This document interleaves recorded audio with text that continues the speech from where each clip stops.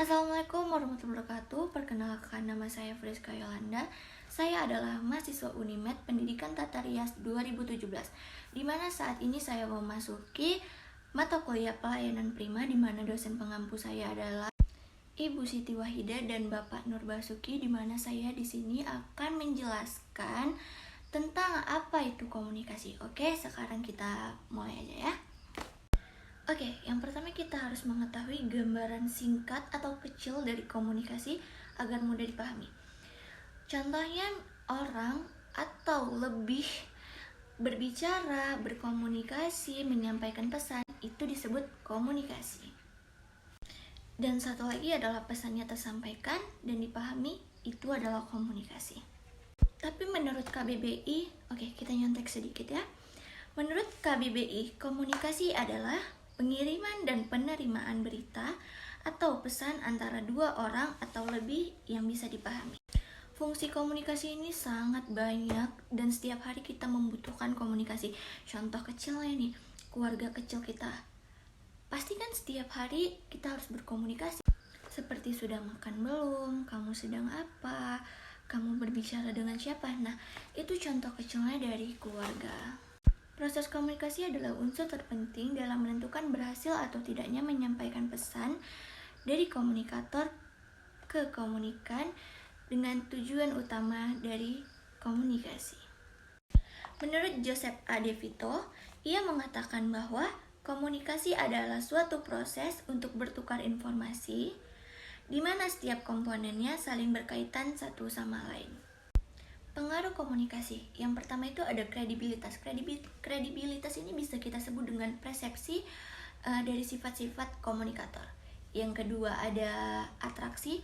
Atraksi ini seperti daya tarik dari komunikator yang bersumber dari fisik. Fisik.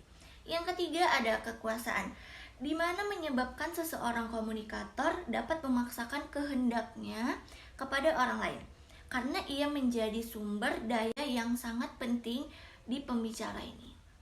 Oke, kita memasuki pengaruh isi pesan, di mana pengaruh isi pesan ini menurut beberapa ahli dapat disampaikan bahwa pesan adalah suatu materi yang disampaikan kepada orang lain dalam bentuk gagasan, baik verbal maupun non-verbal, untuk mengungkapkan suatu maksud tertentu sesuai dengan kebutuhan orang lain, berkaitan dengan manfaat dan kebutuhannya. Selanjutnya kita memasuki pengaruh komunikasi. Pengaruh yang ditimbulkan dalam berkomunikasi, yang dimana dalam kegiatan berkomunikasi tersebut menyebabkan timbal balik dalam berkomunikasi, sehingga komunikan dapat memahami pesan yang disampaikan komunikator dari komunikasi tersebut. Nah, ada juga saluran berkomunikasi. Yang pertama itu adalah saluran interpersonal. Saluran interpersonal itu dia melibatkan pertemuan yang bertatap muka. Dan yang kedua adalah media massa. Media massa ini adalah alat untuk menyampaikan pesan. Contohnya seperti TV, seperti radio, seperti berita, seperti koran, seperti bisa juga film. Dan yang terakhir adalah klasifikasi komunikasi. Yang pertama ada komunikasi interpersonal, yang kedua adalah komunikasi kelompok kecil, yang ketiga adalah komunikasi organisasi, yang keempat adalah komunikasi publik, yang kelima adalah komunikasi massa, dan yang terakhir adalah komunikasi antar budaya.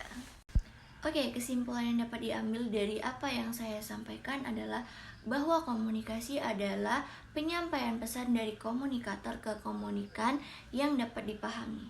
Hanya ini saja yang dapat saya sampaikan di video ini. Terima kasih sudah menonton. Assalamualaikum warahmatullahi wabarakatuh. Dadah.